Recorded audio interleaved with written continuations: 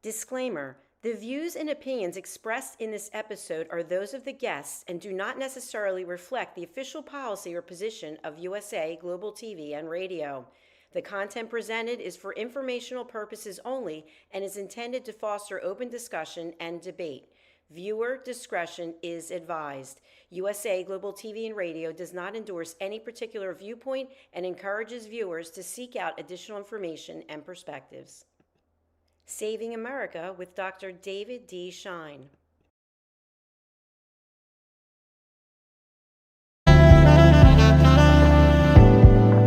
Welcome to USA Global TV and Radio, where our mission is to provide education, entertainment, hope, and inspiration. USA Global TV and Radio connects you with experts and audiences all around the world every single day to help you succeed in business and to live a richer life. Visit us at usaglobaltv.com to learn about career and life-changing training and mentoring programs like the Listening Mentor. Subscribe to our newsletter to stay informed about our special programs and offers. Discover how you can become a guest on one of our shows or a host or producer of a USA Global TV and Radio show of your very own. That's USA Global TV and Radio, where the doctor is always in.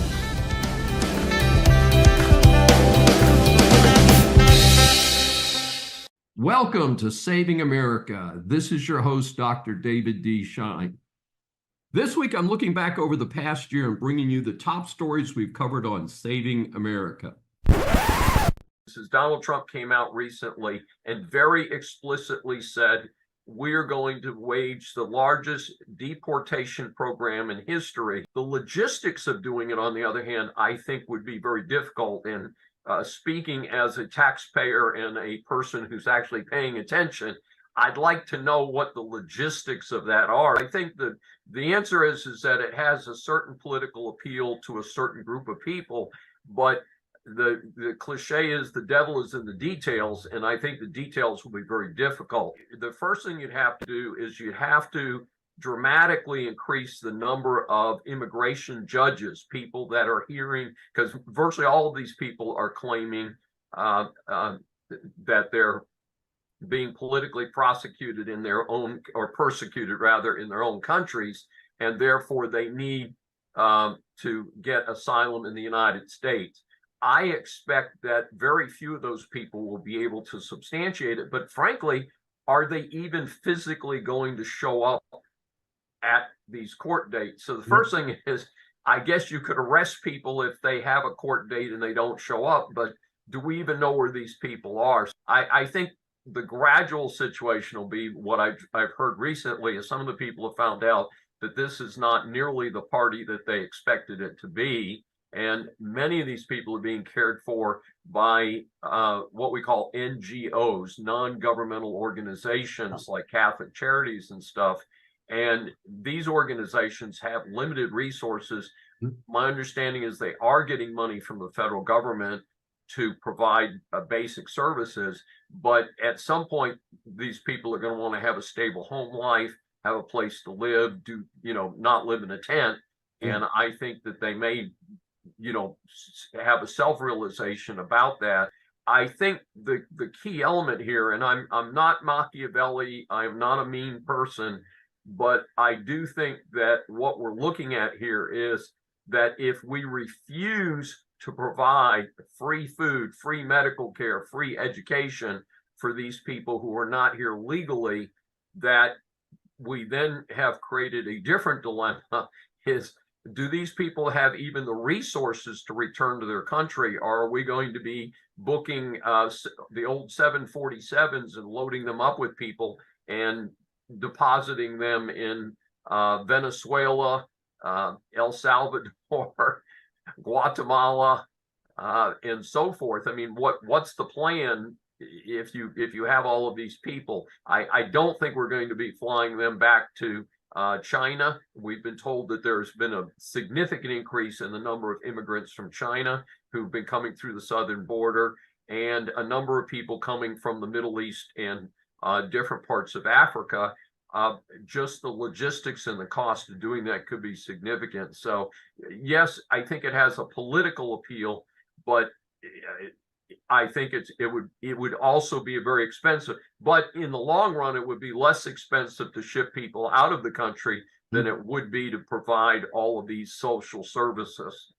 None of these people have the right to vote, although there have been discussions in New York and other, perhaps I guess you'd say blue-controlled areas of allowing people to vote just because they're physically in an area. They've also been giving away driver's licenses, which often are used to register people to vote at the same time. And so there's no telling how many people who are here illegally already have a voter registration card, even though it would be illegal to use that voter registration card for federal elections and for elections in most cases. So I guess when you have people show up for things like that, you could say, well, hey, we're glad to see you show up here. We're going to send you to the next bus station and ship you out of here. The other part of this is one of the parallel situations which has happened in the last 5 weeks, obviously, is the situation in Israel with the sad circumstances of October 7th. And a number of conservative politicians have said one of the ways that we can correct the surprising pro-Hamas demonstrations is to round up people who are here illegally supporting Hamas, who we must assume are not friends of the United States, but they're physically here in the United States, and also students on student visas that if they are actively campaigning, you might say, in favor of terrorists, that is a separate category of people who might suddenly find their student visas withdrawn and being escorted to the nearest airport. So that's something that's relatively new. I don't know that Trump was addressing that issue at all, but I can tell you that Ron DeSantis has, as of today, has promised state support to Jewish facilities and Jewish schools across Florida to protect those schools in the case that it's needed. Though I haven't heard much about protests in Florida. I assume there's some down there, but of course, most of the protests have been concentrated in what we call blue blue areas like New York City, Chicago, cities that traditionally have a different political view. And I still personally, I don't care what your political party is, I still don't really understand why anyone in the United States would want to support Hamas. But then again, I don't understand why Tlaib and Pressler and AOC and some of these people were ever elected to Congress. So maybe I'm missing some beats there. Recently, there was an important ruling in the Alex Jones bankruptcy case. Here's a quick summary. Mr. Jones built a big following for a show called InfoWars. He has claimed that numerous events were actually media hoaxes. So he's called a conspiracy theorist. Among the media hoaxes that he's claiming are 9/11, and in particular, the sad massacre of 20 school children and 6 adults at Sandy Hook Elementary in Connecticut in 2012. A news report states, victims' families who sued Jones for defamation said they were subjected to years of torment, threats, and abuse by people who believed the lies told in a show. One father said conspiracy theorists urinated on his 7-year-old son's grave and threatened to dig up the coffin. So this is certainly not a trivial issue in anybody's book. The families filed lawsuits in Connecticut and Texas against Jones. Jones eventually acknowledged that Sandy Hook was real, but far too late. Juries awarded $1.5 billion in Connecticut and another $49 million in Texas. Jones has, of course, filed for bankruptcy. A recent issue was whether the InfoWars company should be liquidated or kept intact in the personal estate of Jones. A federal judge just ruled that InfoWars would be part of his estate and not liquidated at this time. Since Jones is in Texas, he has the protection of something called the Texas Homestead Act. That protects your home, the car you used to drive to work, and basic furniture and things like that. So his home is not personally involved in bankruptcy. Everything else that he owns, that's not what we call the exempt, is fair game in the bankruptcy in order to resolve these huge judgments. Estimates are between 5 and 10 million might be recovered by the litigants, again, against verdicts totaling over $1.5 billion. Now, Jones has not backed off entirely, claiming the lawsuits are a mission to silence him. He is still broadcasting via InfoWars, which is now in the hands of bankruptcy trustees. It is likely that he will be asked to abandon any interest in the company, and I think he's already done that. A special issue here is why the First Amendment did not protect Jones. The quick answer is that if someone says something false that causes harm to someone else, that person can be responsible for defamation. The hard part is proving damages. Obviously, these juries accepted the description of damages expressed by the families of the victims of the Sandy Hook massacre. Ki Okuchi is an amazing person who's had an amazing life in such a short period of time. One of only 2 survivors out of 109 passengers in a plane crash in her native Nigeria when she was a child. She has survived numerous surgeries and blossomed into the fascinating person that she is today. In my position at the Cameron School of Business at the University of St. Thomas in Houston, I've had the good fortune to know her as an outstanding student. Of course, she also disappeared from our student ranks during her studies since she was a finalist on the first season of America's Got Talent. We'll talk a little bit about that in a moment. Among so much more to say about her, she is the author of a new book, More Than My Scars. We welcome Ki for her first appearance on Saving America. Hey, thank you so much for having me on Saving America. Dr. Schein, it's always good to see you. I'll be seeing more of you apparently this fall semester, but Right. Thank you so much for having me. Well, it's just a delight to see you again, because I haven't seen you in a while, and to get a chance to have you interviewed on Saving America. So right up front, at what point did you realize you could sing, and how did you get to the point of being on television? So honestly, I've always loved singing growing up as a child, but my voice was nothing like it is now before the accident. My voice actually changed significantly after the accidents. We don't really know why. Medically, it's hard to say, but it was just one of those things where my mom and I and my family, everyone was just like, we'll just take this as one good thing that came out of this horrible tragedy, and just kind of ran with it. And it was just this hobby, it's always been a loved hobby. After the accident, it became even more of one. And music started to become this escape for me and healed parts of me that like surgery and physical, training and stuff could not heal.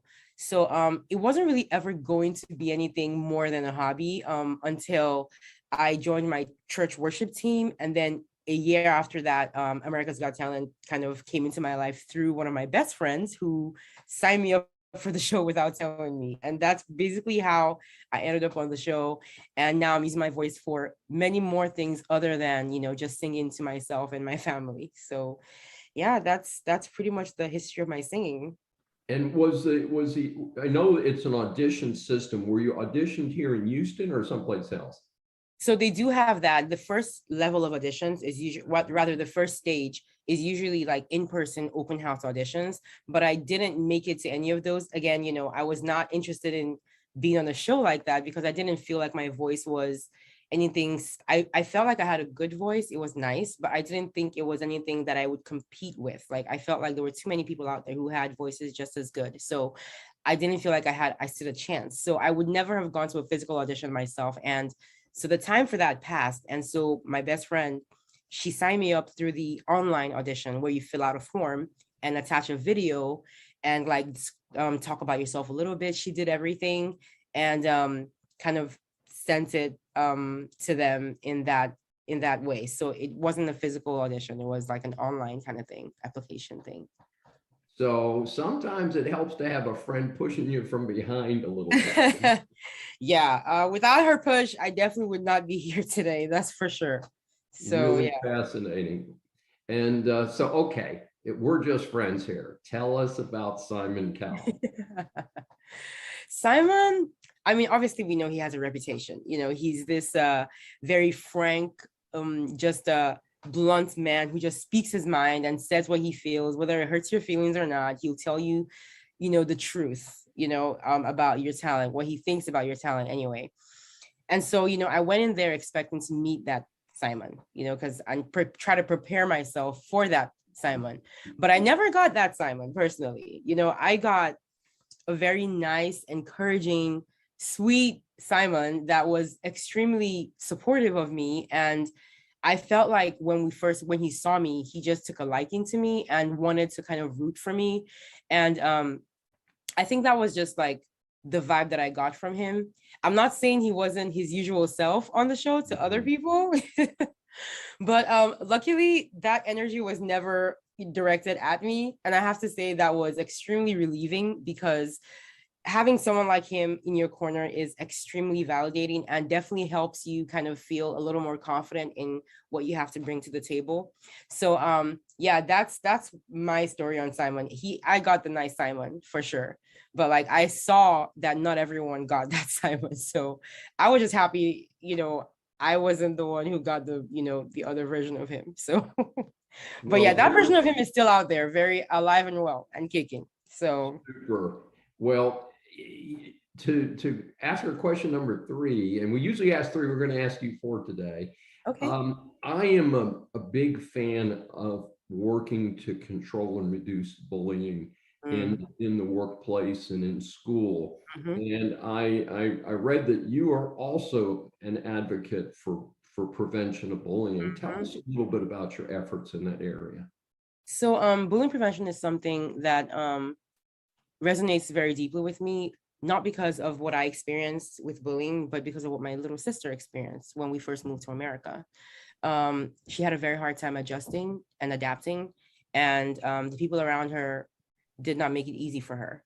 And I had to witness that, you know, and put out a lot of fires along with my parents and just try to help her not to internalize any of the stuff that she was hearing about herself or how she was being treated.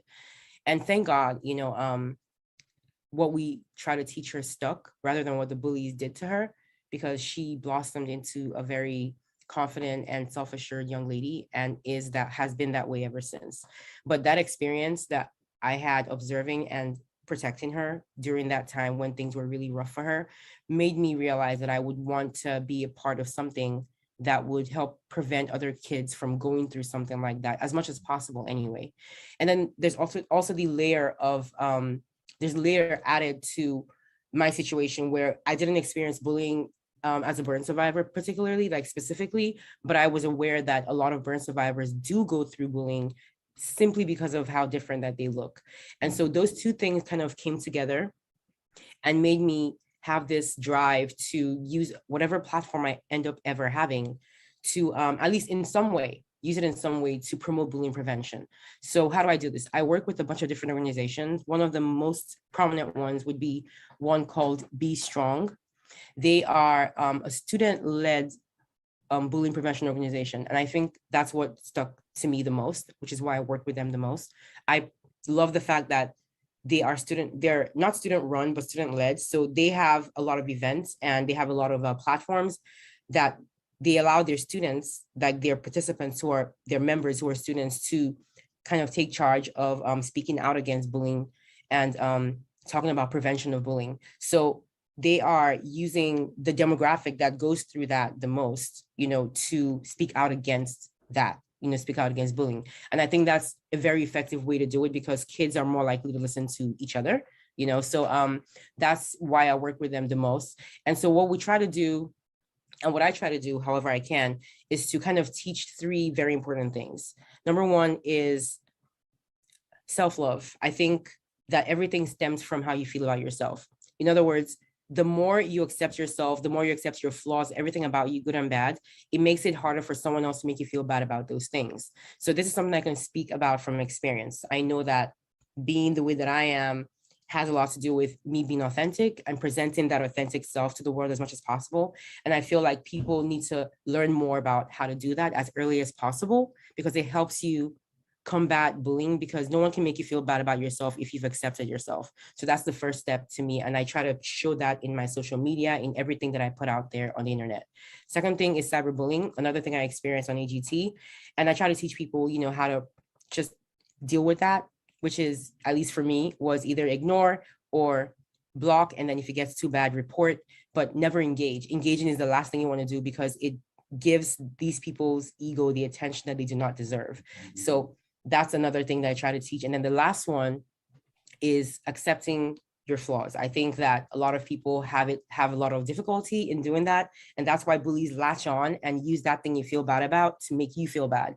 But when you accept that thing, a lot of times those things that make you unique can become your superpower. And for me, that's what my burns have done. They've given me this avenue to kind of this uniqueness that allows me to kind of I draw strength from it, and it allows me to put out this message that I put out into the world.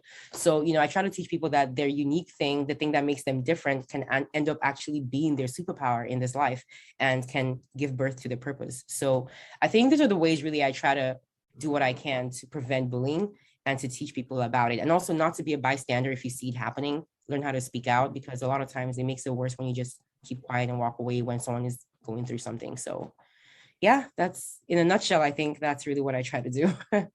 Well, fantastic. Yeah, I attended Catholic school, kindergarten through 8th grade, and the nuns were not very sensitive to the issue of bullying. I was bullied a lot from like 2nd grade to 5th, 6th grade.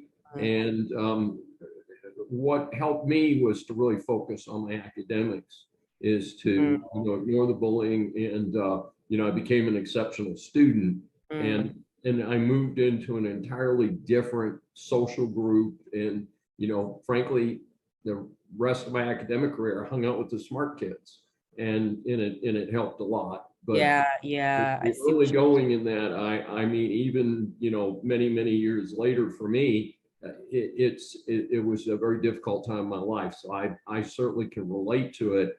And also, there's some growing concern that this may be feeding some of the mass violence that we're experiencing in America. That's very true. That many of the people who are the perpetrators have been bullied, and and so if we can all be nicer and focus on if you see something, do something about it. Don't just watch people. Don't be a bystander. Yeah.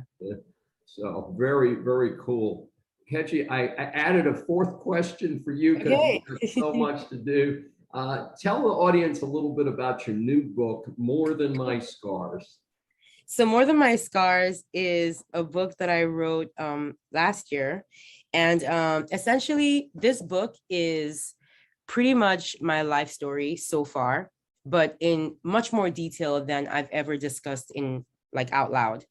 And it focuses mainly on the parts of my life after the accident where I learned the most important lessons that helped me kind of become the person I am today. And most of those lessons were learned while I was in South Africa, which is where I was first treated before I moved to America.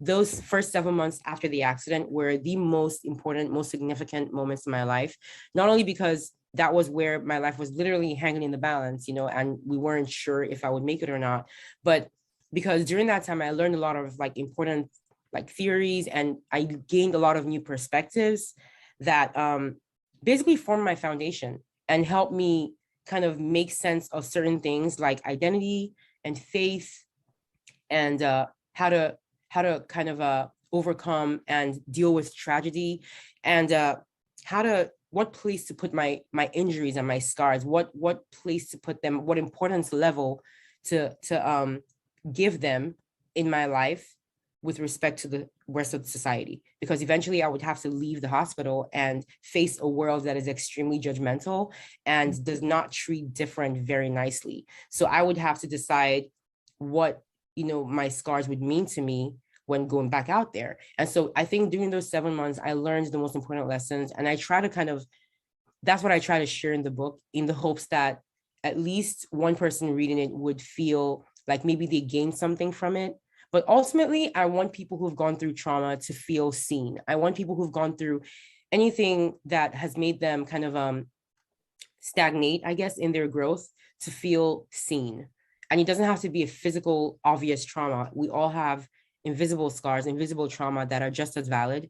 And I wanted to validate all those kinds of trauma to anyone who reads, and to let them know that they are seen and their feelings are valid, and that there are ways to get over this kind of trauma. There is life to look forward to after trauma. And I wanted my life to be an example of that. So that's why I wrote the book, and shared all the nitty-gritty stuff about my story, not just the nice sounding things like, how she grew, she's confident, she's this, she's that, but like the difficult stuff that I had to overcome to become this person today, So I think we can all relate to that anyway, even if we kind of all relate to a plane crash, but that's what I wanted to share. And so far, I think the response has been extremely heartfelt and very relieving. Makes me feel like I did the right thing by writing it. So yeah, that's what my book is about. Outstanding. How can our audience get more information about you? So you can find me on pretty much any social media platform. I am on Instagram, I am on Facebook, Twitter, I'm on TikTok, I'm on LinkedIn. Just type in my name, Kechi, and you will find me like that. Just type in Kechi or Kechi Official. I also have a website, kechiofficial.com, where everything I just talked about, where it's all there, like all my social media platforms. So you can literally just go to my website and find everything else. And then that's where you can find me, and information about my book as well, and my music. Yeah, it's all there. Fantastic.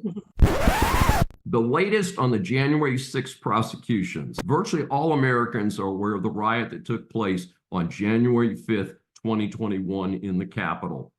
The stated purpose was to protest the election outcome, making Joe Biden the president over incumbent Donald Trump. That was only part of the story. Subsequent to that, more than 1,200 people have been charged. Of that number, more than 460 were in prison for their role in the Capitol attack. At least 718 guilty pleas have resulted, many of those with jail time. Then the U.S. Supreme Court ruled near the end of the 23-24 term that the charge of obstructing an official proceeding did not apply to the January 6th protests. The actual case involves a Pennsylvania law enforcement official. In a 6-3 vote, SCOTUS ruled that the law applied only to evidence tampering in official proceedings. This was the main charge against most of the January 6th protesters, so many pending prosecutions will need to be reviewed or dropped. More important, those that pled guilty without the benefit of this opinion may move to withdraw their pleas, which would clear their criminal record. So the question is, how did the FBI and other federal law enforcement round up all of these potential defendants? Well, there was not an organized sign-in at the Capitol that day where people signed their name and said what state they were from or whatever. So how'd they find them? Well, it turns out they used something called geofencing. That may now be falling apart due to recent ruling of the U.S. Fifth Circuit Court of Appeals. The ruling struck down geofencing warrants on the basis that they were an illegal dragnet. Warrants are supposed to be specific under the Fourth Amendment to the Constitution. These warrants were too broad, according to the Fifth Circuit, and violated the defendant's rights to be free from unreasonable search and seizure. This could impact at least 300 of those charged in the January 6th matter. For those who are interested, Judge Ho's concurring opinion is a powerful endorsement of that decision and explanation. While this may be brought up to SCOTUS next, it will be interesting to see where this goes.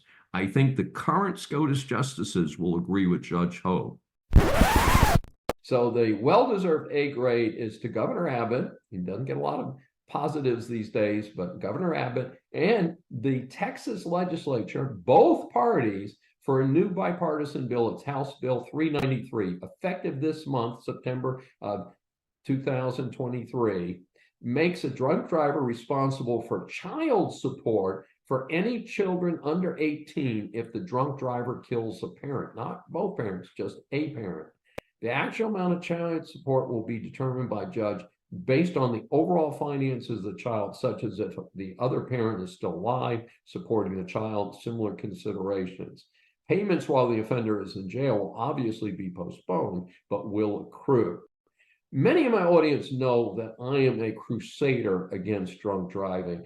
Folks, anything that we can do to deter drunk driving, I think is something that we should do. And hopefully this will continue to emphasize that the public's concern over drunk driving in this out of control situation. Texas has one of the worst drunk driving records in the United States, I learned in doing my research for this episode. We must not allow people to drink and drive. Folks, have a designated driver, take a taxi, take an Uber, hitch a ride, but do not get behind that wheel. And we have horrendous, sad cases almost every night on the evening news. Folks, we have got to get past this problem. We've got to get control. Please, yourself, be careful. Help your families to be careful and help the general public. And if you see a drunk driver, hit 911, get a policeman out there to arrest that person. Therefore, Saving America awards Governor Abbott and both parties in the Texas legislature for House Bill 393 requiring a drunk driver who kills a parent to pay child support.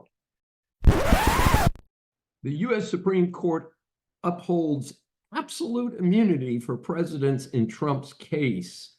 Now, that may be a misleading headline. We'll explain further. This is perhaps the biggest ruling of SCOTUS this year, and perhaps one of the 3 or 4 biggest in the last decade. It's a 6-3 conservative liberal lineup in the decision. The current Department of Justice charged Trump for alleged interference with the results of the 2020 presidential election. Most Americans are familiar with the allegations that he attempted to get his VP not to certify the election, that he somehow caused the J6 riot, and that he contacted states regarding electors and et cetera, et cetera. Trump claimed total immunity since he was president at the time of the alleged actions. Another SCOTUS ruling has already determined that even if he was involved with J6, likely a federal obstruction charge would not stick. Here's a summary of the current ruling of the court. The big headline: under our constitutional structure of separated powers, the nature of presidential power entitles a former president to absolute immunity from criminal prosecution for actions within his conclusive constitutional authority. Now, that is not a blanket deal. That's specific. And he is entitled to at least presumptive immunity from prosecution for all his official acts. The court added there is no immunity for unofficial acts. So the classification of the acts of the former president have to be undertaken in a case against Trump. Best estimates are this will delay such a case past the November election. The High Court also noted that production of documents, such as the famous Nixon tapes, does not impose on the president like a criminal prosecution, which involves their person. So documents not included in the ruling. Very important. The court specifically stated that the courts cannot inquire into the motives of the president in doing whatever is alleged. That would interfere with the separation of powers in the federal system, per the court. Regarding the specific discussions between Trump and VP Pence certifying the election, the court states that those communications are likely privileged under the doctrine they just espoused. Trump also argued impeachment was the only possible remedy, but the court noted this would only apply to a sitting president. The badge of dishonor today belongs to Bernie the Fraud Sanders, the senator from Vermont, I say fraud since he claims to be a socialist, but is worth about $3 million. Last I heard, he has 3 houses. Here's an exchange we're going to read. We try not to do too many quotes. Reminded by the Times reporter that he is now someone of considerable means, Sanders retorted, I wrote a best-selling book. If you write a best-selling book, you can be a millionaire too. Folks, Bernie may have missed that in his promotion material. That's capitalism, you idiot. Yes, folks. So what have you got here? As I explained before, the only successful economic system in the history of the world is capitalism. Bernie, a typical socialist advocate, wants everybody else to live in poverty while he lives the good life on a government pension and books that only sold because he was in office on the public payroll.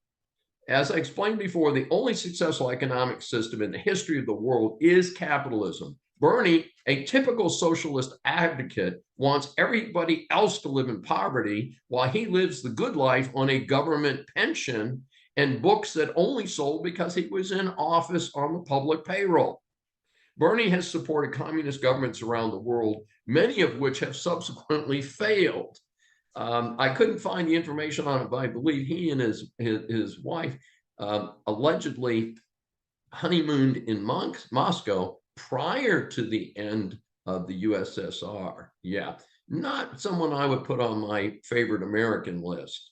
So is he a socialist, which is oftentimes compared to some of the Northern European countries, or is he just another dirty commie, which is the term that I grew up with during the Cold War, and I believe still applies to people who think communism is a good idea. So Bernie gets his F-grade award, this time for pushing to investigate war crimes against Israel for defending itself against the monstrous assault at actions against civilians by Hamas and its Palestinian supporters. I make no apologies for supporting Israel defending its citizens and its clear historical right to control its very limited tract of land. It is sad that the Middle East at this point is really beginning to accept Israel, and we've got the Abraham Accords, which have been very successful, and yet we've got clowns like Bernie causing problems. We've got these protests that are completely out of line.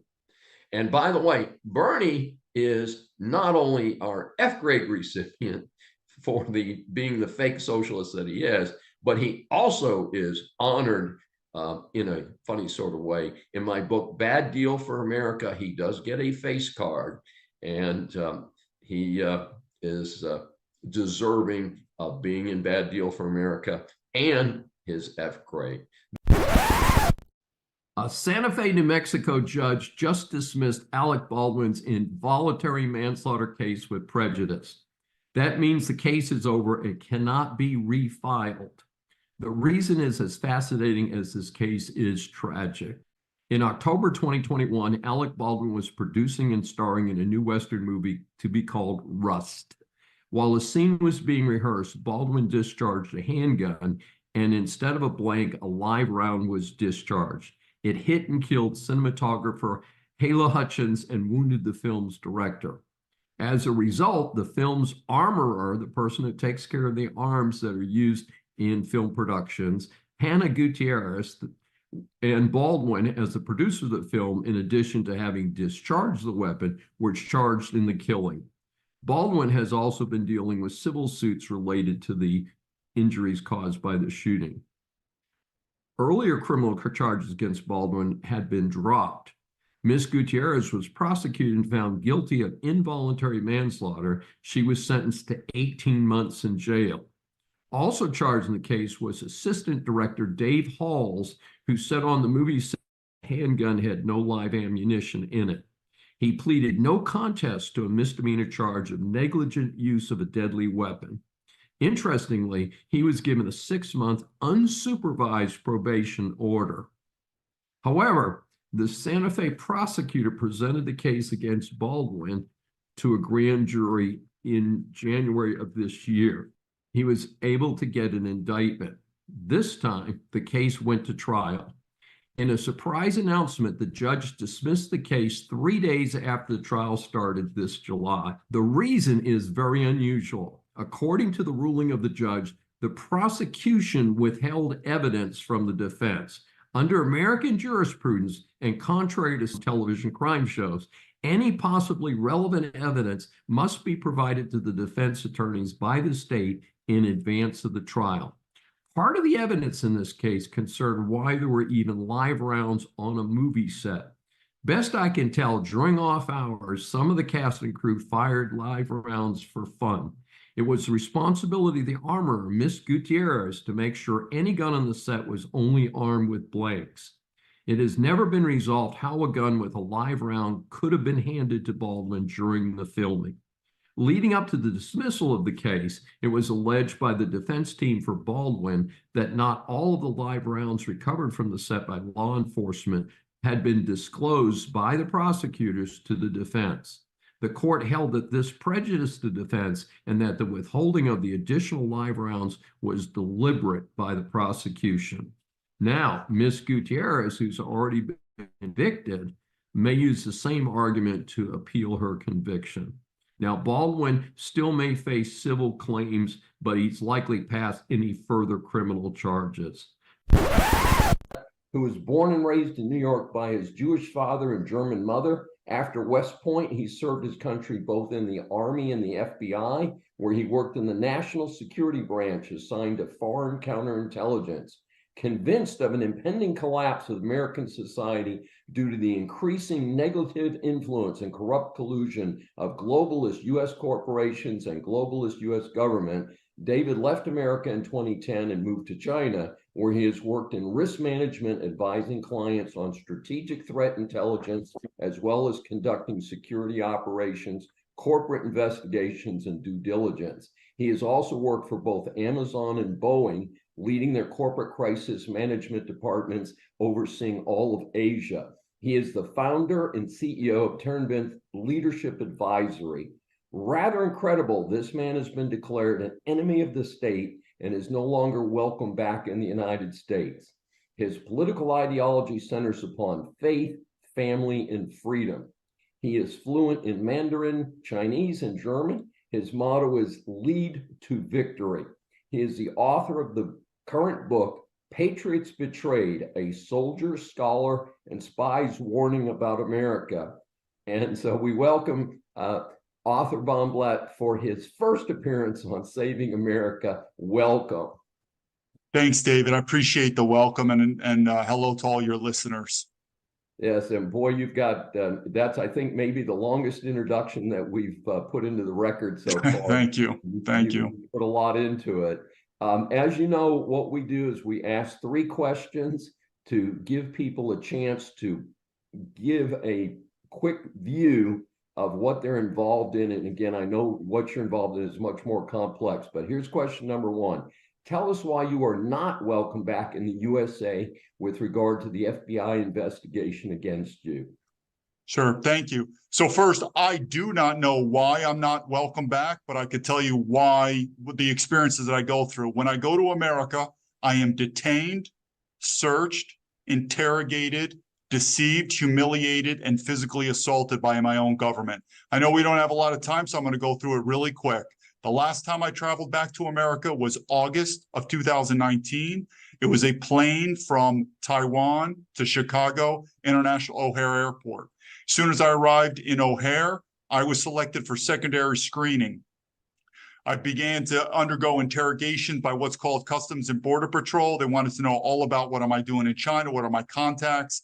I tried to record the presence with my personal mobile phone. They told me I'm not allowed to do it. I had to surrender all my digital equipment to the Customs Border Patrol, give them my password to unlock the devices. My devices then went into a back room that I was not allowed to accompany them.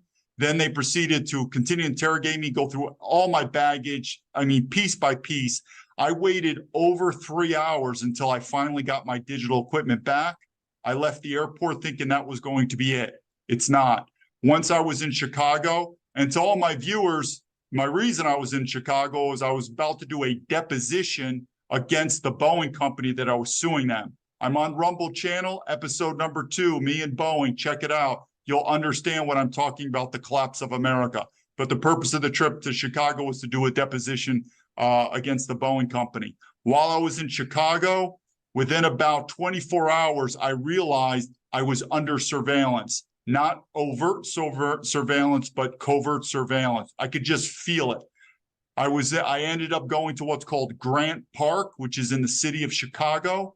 At that time, I saw an individual that was surveilling me, which is a polite word to say he was stalking me, taking pictures of me all covertly. I described this to the audience. Everything that I'm saying here has been submitted to the congressmen and senators. This is all documented. Once I realized I was under surveillance, I ran away from that vicinity about 200 meters inside the park into a dead end. I turned around. The same man is in a full pursuit running after me. Again, I go into the details and more. I won't go in too much now because we're under time. The man ended up, there was a physical altercation where the man physically assaulted me. At that time, I had no doubts in my mind this person was an FBI employee, either an FBI special agent or in the FBI, what we have is surveillance operatives. He was one or the other. And I knew at that time, if I would have physically assaulted this person, I would have been in a lot of trouble. I ended up becoming physically assaulted by this person. I ended up running again away from this person, escaping the maneuver. I never imagined I would be doing this in my own country. Again, to the audience, this is why I'm not welcome. To make a long story short, when it was time for me to leave America, same airport, Chicago O'Hare, I check in, I go through customs, I'm ready to board the plane just like all the other passengers are. As we're lined up to literally board the plane, 2 customs and border agents in full uniform are inspecting all the passports of the people boarding. They see my passport. They tell me to step out of line about 2 to 3 feet. This is the humiliation. All the passengers are seeing what's going on. They end up saying they need to go through all my stuff. I said, where should I put my stuff? They said, just sit on the floor. I'm sitting on the floor, taking off my shoes. They want to go through the soles of my feet, all my baggage, everything, taking pictures of all the telephone numbers or whatnot, all in plain sight of all the passengers. It got so bad that the stewardess who's waiting at the open door of the airplane is motioning to him that, is he going to be arrested? Otherwise, this plane has got to go. The plane's ready to go. They're still searching me. Finally, again, interrogation. To make a long story short, I'm finally allowed to leave. Immediately, the stewardess escorts me to my seat, and we're gone. I'm detained, searched, interrogated, deceived, humiliated, physically assaulted. If that's not welcome, I don't know what it is. I get treated better in foreign countries than my own country. And to all the audience, all our senators and congressmen know about this story, and they've all ignored me. I'd like answers, and I'm sure the American public would like answers. Well, maybe this interview today, which may be played to a different audience, maybe that'll trigger some of that. Let me ask you question number 2. Describe what you're seeing with regard to the decline of America and its symptoms and causes. Absolutely. I knew in 2005, America is headed to civil war and collapse. In 2010, I left America. Actions speak louder than words. When you physically leave the country, you know it, you believe it. If I could say one thing to show people what is the litmus test to show why we're declining, I come from a military family that goes all the way back to the Civil War. I have all family members, World War I, World War II. I'm a West Point grad. I grew up with father figures who served in the Vietnam. And if we all remember, in Vietnam, there was something called the draft. So to answer that question very specifically, I want my viewers to answer this question or think about in their mind. If there was a war now in America and we had to do the draft, do you think Americans would raise their hand and volunteer? Me as a military veteran, I would not even consider it enlisting in the military now. And to any of the young Americans, when I was a young boy, if you dodged the draft during Vietnam, I called you a coward. Now, if a draft came and a young American said, hell no, I'm not going to go, I'd say that person's a smart person and his morality's fine. Because when the government has no loyalty to the citizens have no loyalty to the government. So I would just pose that question to the American citizens when they think how strong our country are we, what is the decline? You ask yourselves, if we had a war and we needed to do the draft compared to Vietnam, World War I, World War II, Korea, What did you think is going to happen to the Americans now? Would they raise their hand and say, I will die for this country? Or would they say, hell no, screw you? I think we are going to be in a world of hurt in America. Wow, something else. Question number 3, what can the average American do about the circumstances you're observing? What is the action plan? Sure. So I left America, and I'm not, even though it is rising, if you do the studies, you're seeing more and more Americans leave America. I'm not advocating that. But what I will say is strength is in numbers. I would say find yourself with like-minded people. We've all heard this. Christian flight, white flight, conservative flight, whatever you want to call it. People are leaving blue states. They're going to red states. I would say surround yourself with like-minded people. We all know it. When I was young growing up, if you were a Democrat, I was a Republican, we were in a bar restaurant, we'd argue a little bit, and that's it. We've never seen the amount of political tensions that were going on now.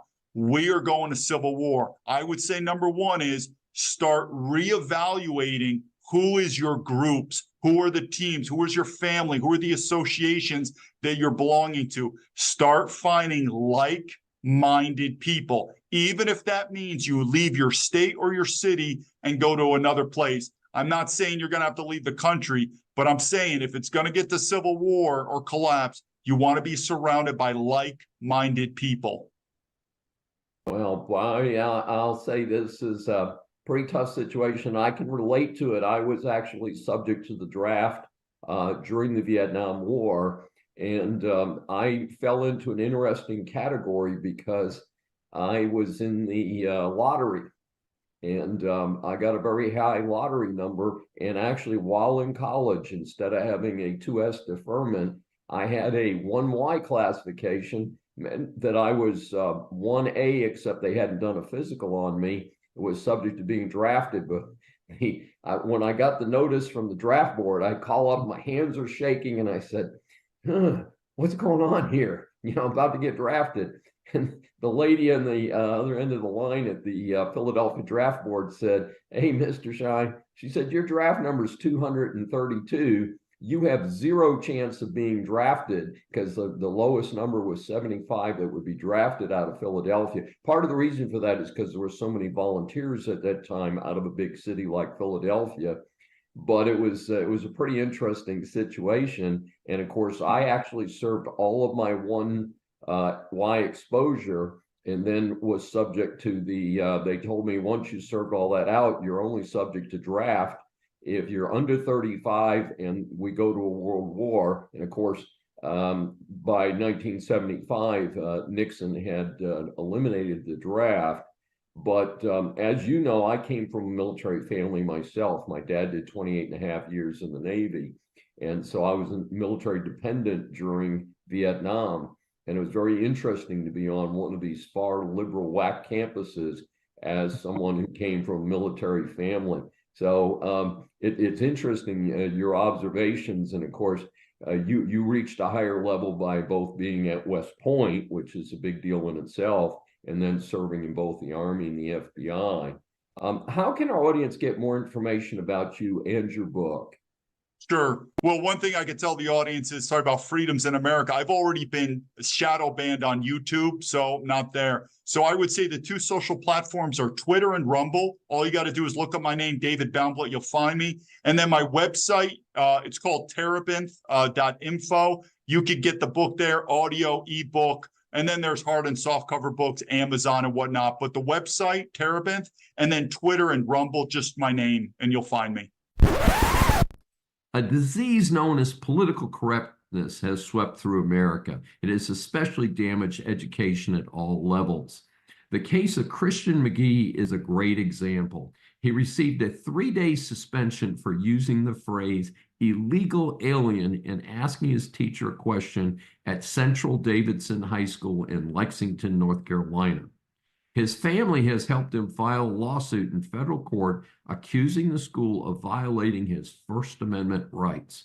Christian's mother explained that this could have him viewed as a racist and might impede his chances for college. The school would not comment directly, but explained that this apparently involved their code of conduct. So the student handbook states, schools may place restrictions on a student's right to free speech when the speech is obscene, abusive, promoting illegal drug use, or is reasonably expected to cause a substantial disruption to the school day. And this is a quote according to the Carolina Journal. Now, how would using a correct term like illegal alien in any way violate the above code? That's beyond me, folks. But then again, I only have 4 earned academic degrees. What would I know relative to the geniuses running this high school? It is even more interesting in that this case is in North Carolina.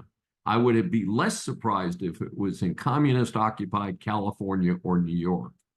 Therefore, Saving America awards Christian McGee and his family a coveted Saving America A grade. Former Marine prosecuted in New York City for defending subway passengers from a crazed person with a long criminal record. I cannot make up this sad headline, but after all, it is New York City, once the star of America, now site of gangs running through famed Times Square. So you have Jordan Neely, who has previously committed violence in the subway system and has been arrested 40 times, causing mayhem in a subway car in May 2023. Penny encounters Neely on a New York City subway. Neely was acting erratically and threatening passengers. Witnesses have testified that Neely said, "Someone is going to die today."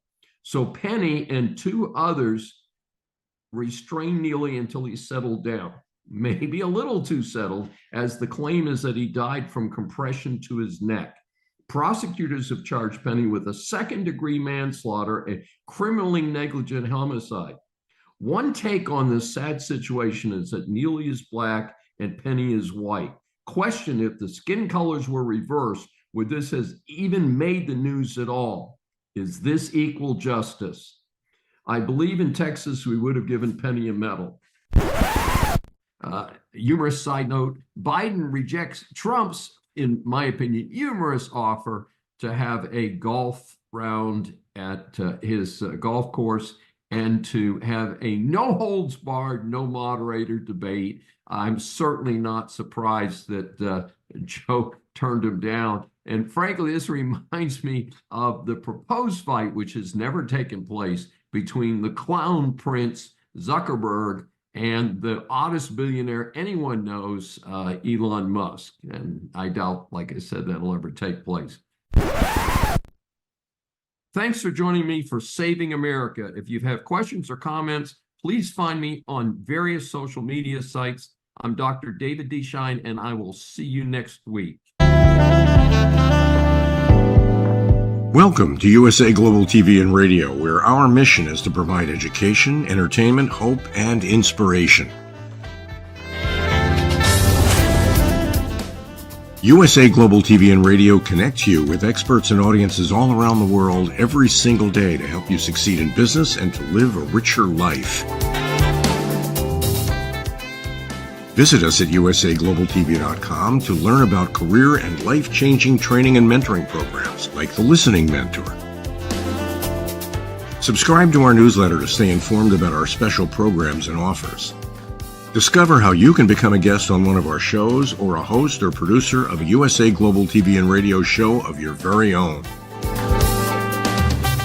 That's USA Global TV and Radio, where the doctor is always in.